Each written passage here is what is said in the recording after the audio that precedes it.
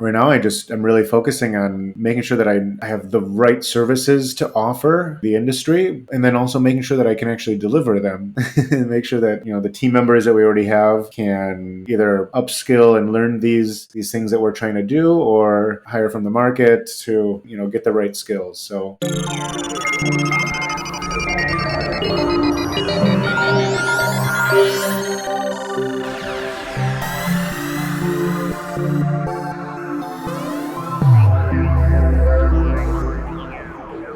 What is up, everyone? Hope you're all doing fantastic. To commemorate the first episode of Digital Insight, we will begin with one of the most exciting subset of the digital industry. It's data, the new oil of the digital economy. Joining me in a bit is Mr. Shane Leese, the head of data and analytics from Seven Peaks Software. This will be the first of a few episodes with Shane. We will be covering his unconventional journeys and life stories, his roles, career lessons, and some interesting cases and insights of how data could help and grow your business. Without further ado, let's get started with the show. I'm glad to have you here today, Shane. yeah, I'm glad to be here. All right. So first of all, let's get cozy. And would you tell us a little bit about yourself, like who you are, where you live, where you're from? Mm. So let's start there. Okay, sure. Yeah. So my name's Shane. Living here in Bangkok, almost 5 years now, in Prompong area, pretty central, close to fun stuff like Tong Lo, close to a lot of good food, close to BTS, but also quiet enough that I still have to make an effort to go out and get in trouble. So yeah. So basically, you got the best of Bangkok, like within 10 minutes walk to. I think so. Yeah, I think I got a good balance. Yeah, I'm very fortunate and very very grateful for what I have here. So yeah. Awesome. So, but you're from the States, is that correct? Yeah, I moved here well, I was in New York. I moved here just about, say 5 years ago, right after my 30th birthday. And I think that it was kind of what prompted it. I'd been in New York almost 7 years at that point, or yeah, it was about 7 years. And I took a trip to Europe for my birthday and just felt this energy about from being somewhere new again, and that told me, like, yeah, I think I'm ready. And so yeah, but yeah, from New York, go back further, I was in Chicago growing up, went to university downtown, but I grew up in like a small town north of Chicago. Growing up, man, I had a computer for almost as long as I can remember. I got my first one at maybe like 7 years old. I got my first computer with like the big old floppy disk, and I think I knew command prompt better then than I do now. Okay. Yeah.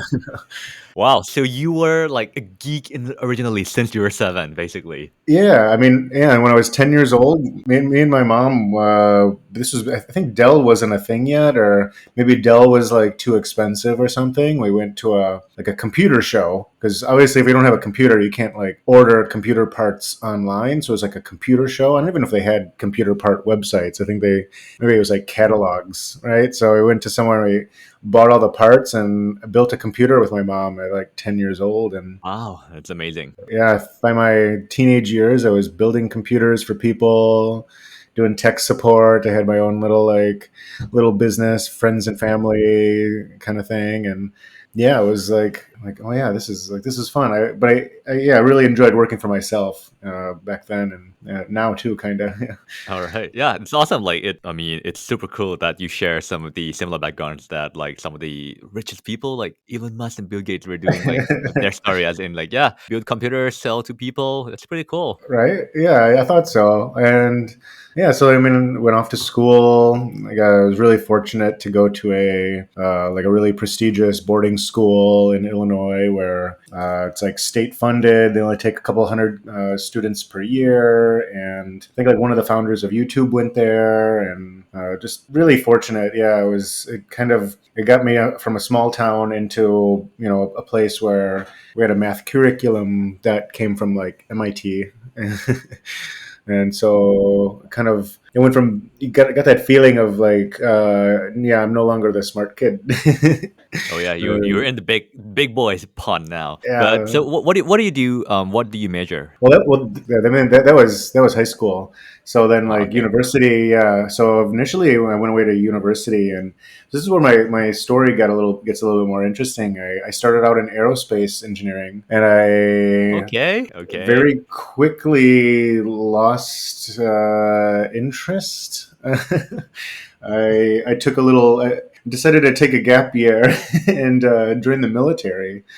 Yeah, right. Okay. And took the entrance exam there. They got a very, it's not that hard. It's not like it's not like your GMATs or your GREs, right? It's you only need to know geometry, so maybe some algebra. So that ended up being a little pit stop on my way. But I spent a few months in the military and realized that was not the thing for me. I looking at 6 potential years working in a like a nuclear submarine or Mhm. on a ship out to sea for many months. And so I kind of yeah, I tried it, and then I learned that it wasn't for me. So it was a little bit of a complicated process to get back out, but I was able to get back out, go back to school for computer engineering this time. And so Okay. yeah, I was like learned a little lesson, got to see some little bit of the world at that time and get some different life experience. And but yeah, got back to school, still in Chicago, studying computer engineering now. And at this point, kind of maybe upset my mom a little bit, so I'm going to yeah, going to work, working during the nights to pay for my costs, my housing and everything. So I was working for a sleep diagnostics lab, so like understanding how people sleep, looking for like sleep apnea. But there was a big tech side to it too, and there's like a lot of data. So like I didn't really put two and two together then until like a bit later, but I was like I was still dealing with a lot of technology and dealing with people a lot, people that were vulnerable and like struggling and I can kind of see a theme here because you mentioned that you started, well, you mentioned like you were doing some putting computer parts together and selling it to friends and family. And yeah, then you mentioned that, okay, it's aerospace engineering, which yeah, definitely is super math intense. And then you go to the military. yeah, But the example that you brought up is being in the nuclear nuclear, submarine, which is okay. I can kind of see a theme. right? You can probably need to be super good at math, and then it's back to computer engineering again. It's math, and then the Mm-hmm. work at the lab, which is definitely you get lots of data, lots of tech, lots of tools and equipment related. So Mm-hmm. Mm-hmm. yeah, I can start to see some trends emerging early on. Yeah, I think during uni, I there was an interest sparked in me in my my like more my core courses like outside of engineering, my electives like philosophy, sociology, political science. Like I really got more under like really excited by the study of people and like why we do what we do and how people interact. And I think that's at the core of data anyway. Is like what are we trying to understand by collecting this data? Is really understanding people. So behind any data point, there's usually a human or something somewhere. So, but yeah, so I mean, I did this for a while. After university, I moved to New York and helped open a sleep lab there, where I was like, okay, well, I'm already doing this. I wasn't actually that excited about computer like programming at 22. I was like, all these projects were like I hated Java. Like, I don't want to do that anymore. I was like, this is more interesting. Like it's an opportunity to build something and move to a new city. And so yeah, so I moved to New York at 23 on my own. I knew like one person. It was someone that I had worked with in Chicago, and started building my life in New York. And at the same time, while I was working in the sleep lab, I was also working with some like doctors' offices, implementing like electronic medical records. Still doing some like IT support on the side, computer repair, just like generally by word of mouth, but hustling, putting in my 60 plus hours per week so I could afford to live in New York on my own, working 2 jobs and pushing through my 23, 24, till about 26 when I'm like, okay, something's missing. Like I'm not really using all the skills that all the potential that thought I had when I was growing up or when I was a kid. And I was fortunate. It was like, this was it hurt a lot at the time, but, and I'm still quite close with this person, Mira. She was my, the owner of that sleep lab, but she let me go, and she's like, it's for your own good. And for a few months, it was hard, but I made a transition, and I started out writing content for this Y Combinator backed real estate startup based in New York.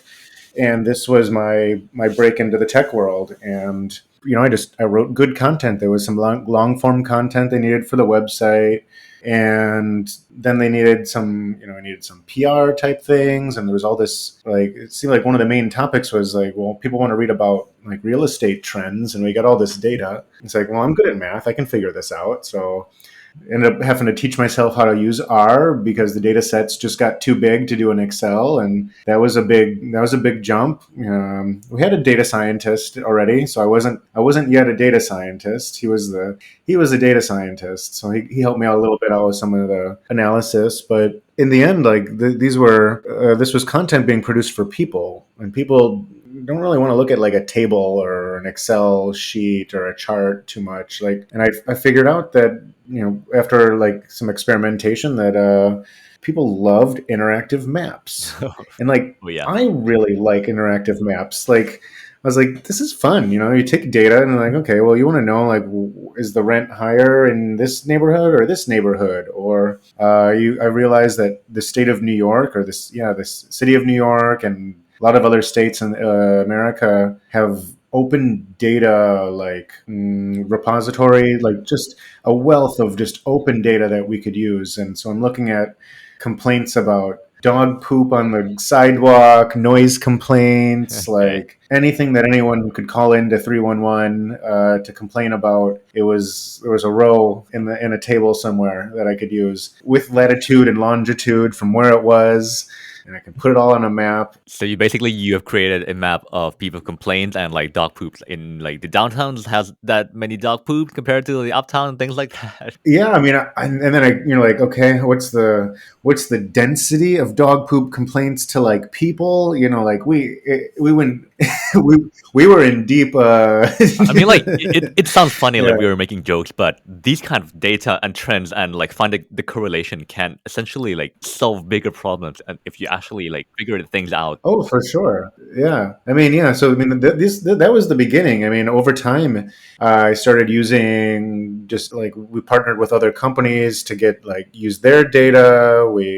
New York City mayor's office had me come in to talk about like using open data in front of it was like hundreds of people. I was like, I don't know, like, I'm a data scientist. Like, a year ago, I was not a data scientist, and now I'm telling this group of people in a government office about how they can use their data in cool and fun ways. And so it was pretty challenging. I was getting out of my comfort zone like pretty quickly, and I even stumbled into a really interesting data set that the government puts out on financial contributions. And the 2016 election was really crazy for everybody, especially in New York with like Hillary and Trump. And I was able to build a map that was based on this data that I had 48 of the 50 states correct for the election based on my model. And yeah, I mean, and I'm like, this can't be right. Like, Nate Silver has got the totally, like, I don't know what I'm doing. I'm just me. And so, and then I was right, and I started to like believe a little more in like in my abilities, and I started getting more interesting coverage, and live interviews on the news, and little snippets in like Washington Post and New York Times. And basically, it was coming to like a peak there, and it was about 2.5, 3 years there. And I'm like, the company wasn't really growing, which was fine for the people there. Like, they were profitable already. They weren't looking to like put in 18-hour days and like grow to be the biggest real estate, platform in America. It was like, we got a healthy valuation. We're working happy. And this is A company called Rent Hop.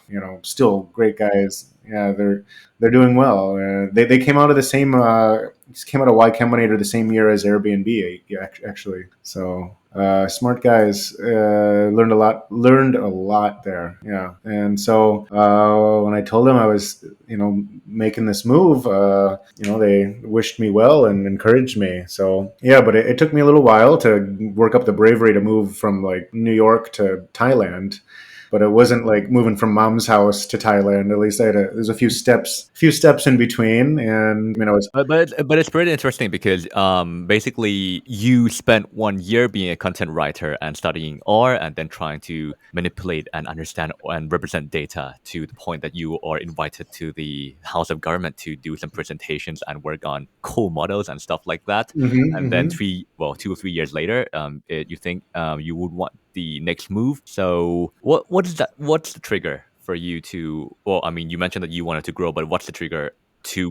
be far abroad? Like it's basically a 20 hours flight from New York to Thailand. So like what's the trigger Yeah. and why Thailand of all places? So I did visit Thailand during the period of transition a few years before I started at Rent Hop. I came out here to visit my friend Casey, who is one of the founders at Pomelo. And then Pomelo was like a 10, 12 person fashion startup, pretty simple operations. Yeah, they were super fresh. I think just after the Series A at that point, but still not too big. Like everybody's definitely on one floor of a small building and young and Young and cool and uh, crazy. everything. So right, the whole world ahead of you, right? And even then I was like, oh, this could be fun, but like I really didn't know enough back then to make that jump, and there was still some kind of like, oh, what if I would have tried way back then? Like I know enough. I could have picked it up. Maybe I could have picked it up back then too. But yeah, I wasn't really ready for a world move like that. So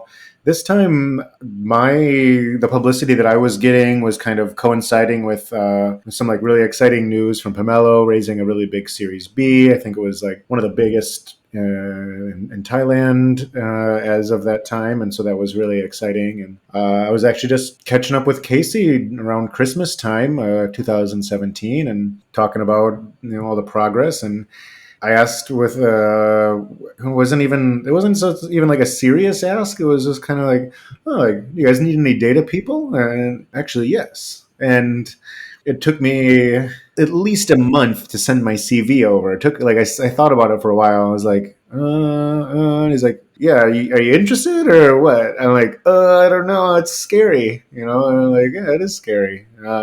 By February, it's about 2 months after like the idea came up. I was committed. I used the logic of like, will I regret trying this or not trying this? When I look back, will I regret not moving to Thailand more than I would regret moving, even if it doesn't work out? And I was like, yeah, yeah, I would regret not trying. So let's do it. Cool. Awesome. Yeah. Just one quick question. Like how do you know Casey? Was it like from university or? Actually, we both went to the same boarding school, but Oh, okay. he was 3 years older than me, and so he wasn't actually. He had already graduated when I came in, and so we met through a third friend who was a little bit older than me and a little bit younger than him, and yeah, we just were into the same music, and I think it was before he moved to Thailand to start Pomelo that I met him. Awesome. So yeah, take care of your network, people. You don't know, maybe your next friend would be the next founder of Pomelo like startup.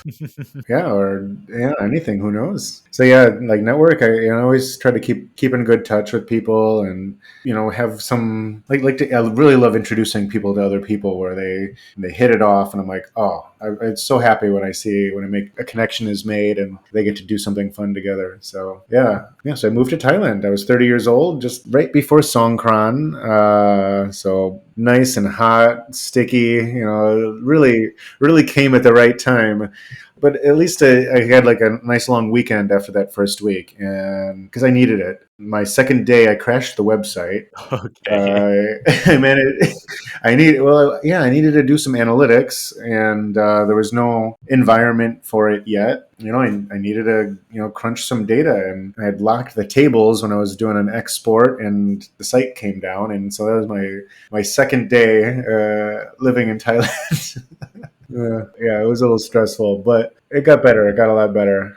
Yeah, so the years there, almost 2.5 years working at Pomelo, building out the teams there. It was such a learning opportunity because it was my first time to manage a team and build a team. And I do remember telling one of my first employees that this was my first time manage a team, and he said, "I wish you hadn't told me that."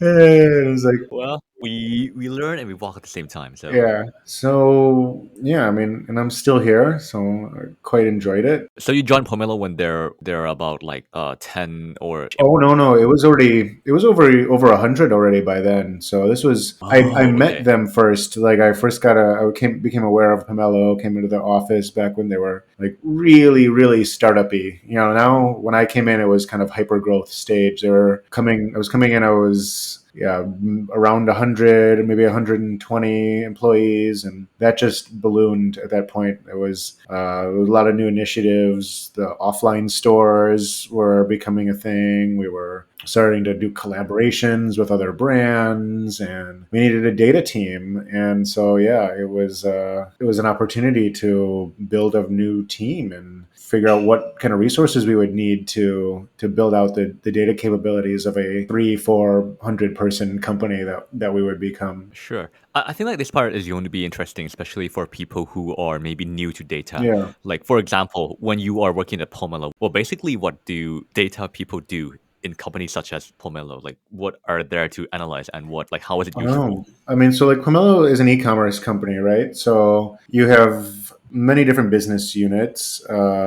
Since Pomelo also like has their own products, they also have to manage like some inventory there. So you gotta make sure you're not holding too much inventory. You look at your like sales and your sales projections. You're gonna work pretty closely with your finance team. You're gonna work closely with like your merchandising team to see how products are performing. The operations and like logistics team, they want to see like shipping lead times. How long is it taking for products to come in from the factories where they're produced, and how long is it taking to get them from the shipping center here in Thailand to the store to get picked up versus to the person's house versus to a customer in Indonesia, maybe even to a customer in the United States. So like we're looking at all these different types of lead times and seeing how that affects the customer, how that relates to customer satisfaction score that they may give, repeat purchase rates, things like that. So then we have all these different types of data coming in before you even start looking at how people are using the application.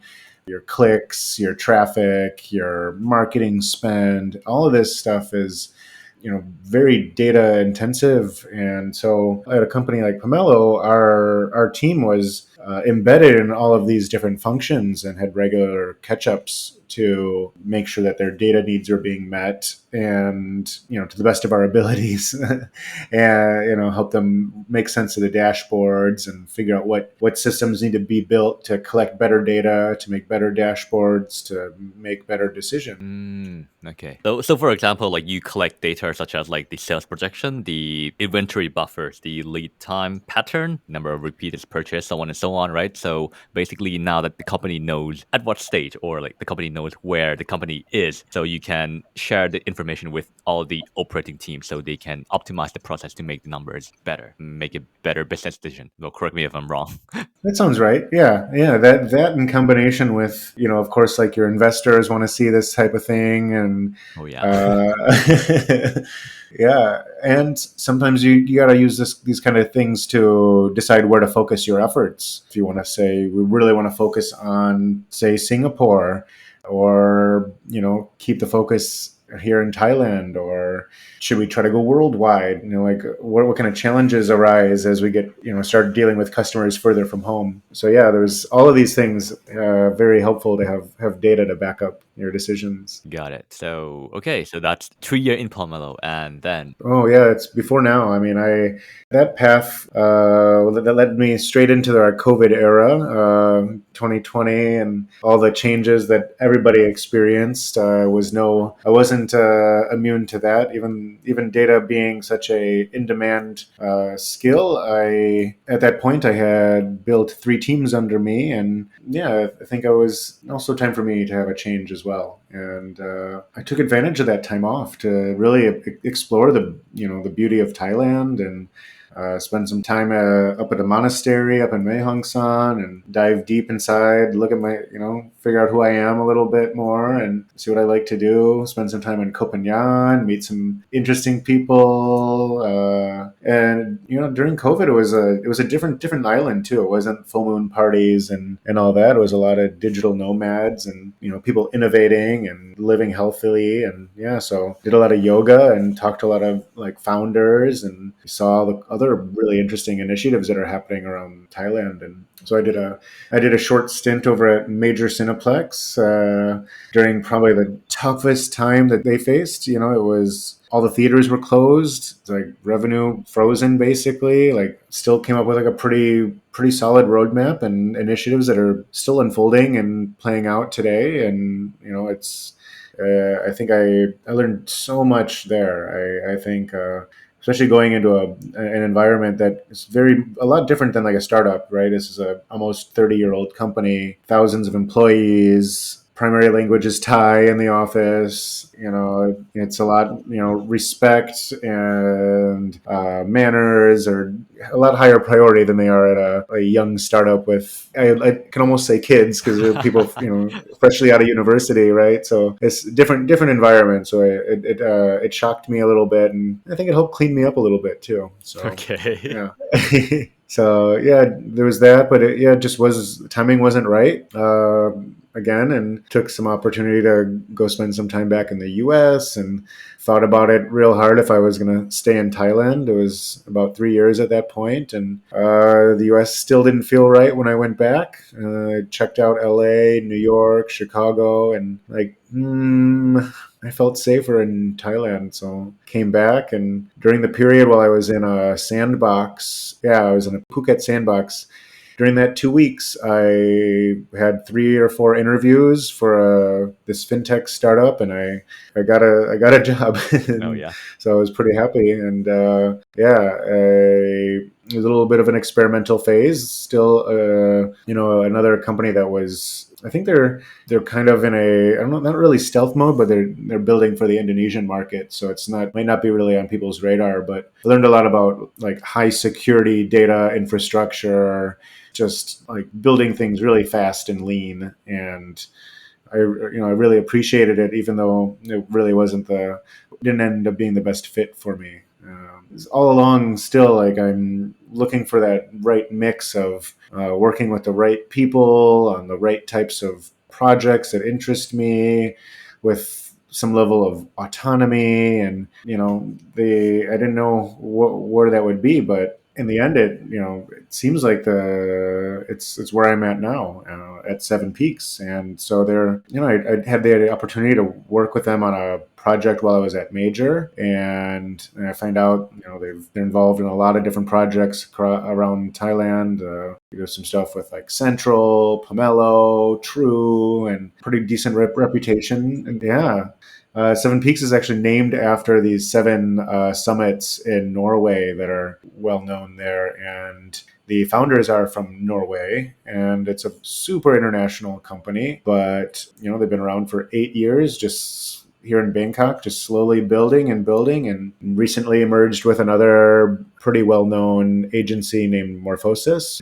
They were known more for design, where Seven Peaks was known more for like engineering, and now we got both, but they were missing an analytics element, and so that's where I come in. So same story as Pomelo. You're asking the co-founders of Seven Peaks if do you need some data guy, and they say, yeah, actually we do. Is that the same? It's kind of like that. It was kind of in a This one was more of a serious ask. It was like, yeah, like I know you guys were hiring, looking for product people, business development, and I kind of had some idea of like what I could add from what it seemed like was missing when I had worked with them, and so it just good timing. And so yeah, 3 months Mm. now, and already feeling like there's a lot to do and a lot of projects in the pipeline, and yeah, pretty exciting. Sounds like a good problem to have. Right, right. Yeah. So you returned from the US and you joined a fintech company for a little bit, got some stuff done, but then the next endeavor for you is Seven Peak, where you are currently 3 months in already. So yeah, tell me a little bit more of what you do at Seven Peak. Okay, so for the last few months, I really needed to understand what are the teams doing now. What are they implementing inside the applications and the website in order to understand how customers are using it, how to give the businesses that are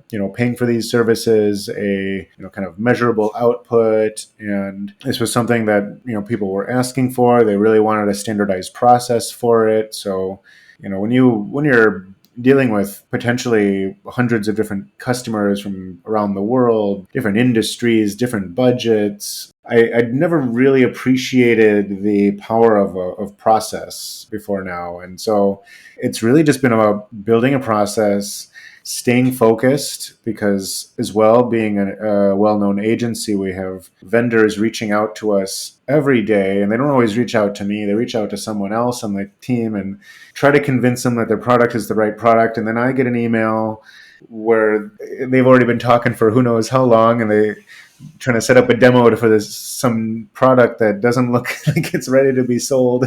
So sometimes it's like, okay, I got to keep people focused. I got to make sure that people are aware of like what our capabilities are now, because like people want to help. Like they see it's a new initiative, like, oh, like, yeah, this could be really helpful. Like let's tell Shane. Mhm. Right now I'm really focusing on making sure that I have the right services to offer the industry, and then also making sure that I can actually deliver them and make sure that the team members that we already have can either upskill and learn these things that we're trying to do, or that I can hire from the market to get the right skills. So yeah, doing some interviewing, pitching some services, building out some process documents, building my sales deck, building it again, getting it reviewed, and then building it again and again. And so like now it's I'm looking pretty good. I'm feeling pretty good about where that's at, and communicating to a client about like what I can do and what we can offer for them. And yeah, we already got a couple interesting projects in the pipeline. Some electric vehicle brand that's going to go big here. Some NFT gaming, kind of IGN slash IMDb type thing for like yeah, I mean, and even like some stuff in the entertainment industry. I think it's pretty exciting. So I get to work on I have the variety. So it's not like working on just one product all day, all night. It keeps things interesting. Yeah, sounds awesome because I mean, I was going to mention that as well, that it sounds pretty diverse. You were talking about electric cars, electric vehicles, and then NFTs, and then you were going to some other stuff, which is like, okay. Mm. But for you as a head of data and analytics, all of these projects are data projects. Is that correct? Well, they are projects that I think we're already doing some work for most of them. Like we either built a website for them, built an app for them, and now it's time to have some tracking in place. So from a data point of view, like I'm not trying to build out AI, like self-aware, anything, nothing crazy like that. Where it's more like customer behavior, user journeys, building a data warehouse where we can run some analytics on the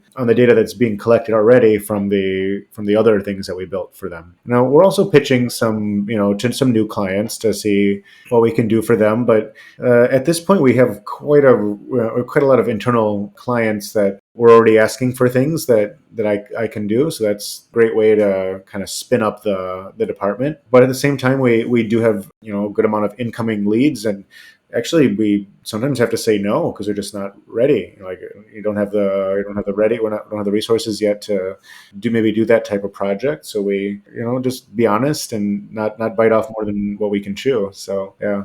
Yes, because it sounds like your focus is pretty clear. You know, like your priorities, and then you are taking on things that you know that you can perform and deliver for sure. Especially the 2 or 3 project that you mentioned. That Hmm. probably they have something working with 7 peaks, but they're still missing the understanding of the journey, Yeah. customer journey, and the data elements of it, which you definitely will be adding to all of that stacks that is already provided by 7 peaks. So you Hmm. make it complete, basically. Yeah, and how to say a synchronistic relationship when you identify some areas of the website or app that are either have problems or working really well, to focus some efforts on that or fix this bug, instead of just having more like hearsay or opinionated. There's always opinions about how an app should be or how a flow should be, but then sometimes you have data that shows, hey, this works really well. So that's the type of thinking we want to be able to encourage.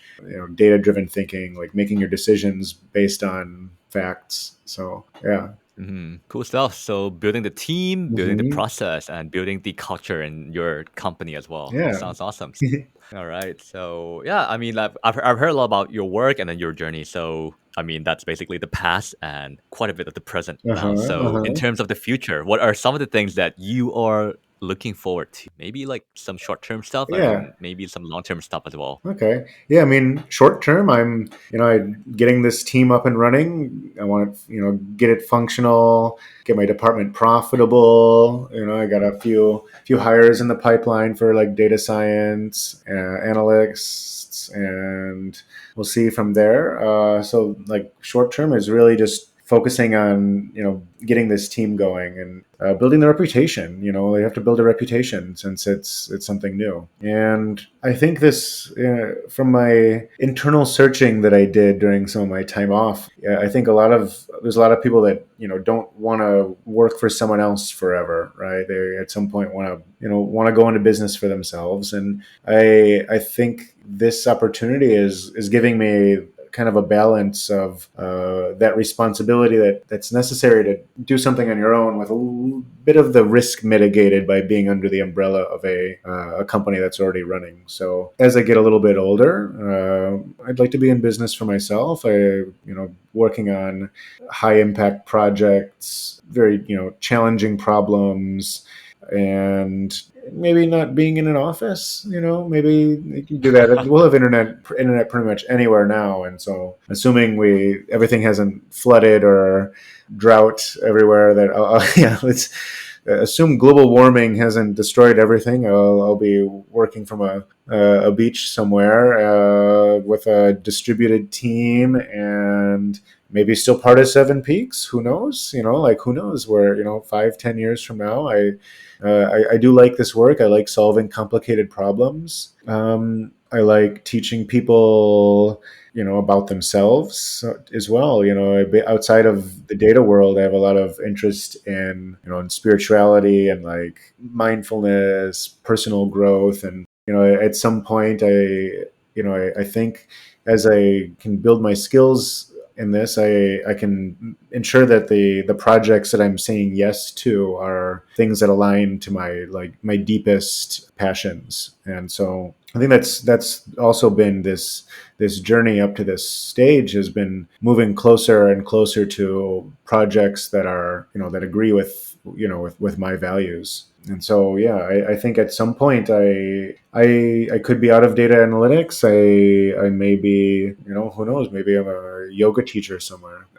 Oh yeah, some yoga teacher, and so on. But I can see that like it will definitely be fun for our next few episodes that are upcoming because I'm already enjoying the story of your background and all Uh-huh, the roller uh-huh. coaster rides that you've put me through, right? So I'm pretty sure that when you are going to be running your own company, lots of people would want to join you on your journey as well because I'm sure you'll be a great mentor and great teacher as well.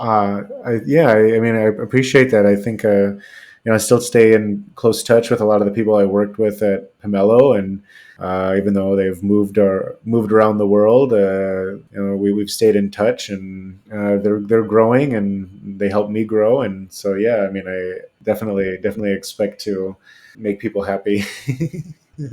All right. So like you mentioned that probably maybe in 5 years or 10 years you will have a distributed office, right? Everyone will be working from anywhere. You'll be on the beach somewhere, working through satellite internet. Hmm. So, but before that happens, I'm pretty sure that some people would definitely want to reach out to you to, well, to stay connected. Mm. And well, where can people find you, Shane?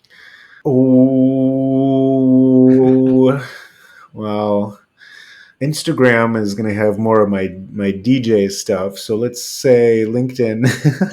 Okay. Oh wow, who knows? Maybe some people would want to get connected to that side of you as well. But okay, I can see that the DJ Shane is there on Instagram. But for professional stuff, LinkedIn would be the best place, I suppose. I agree. Yeah.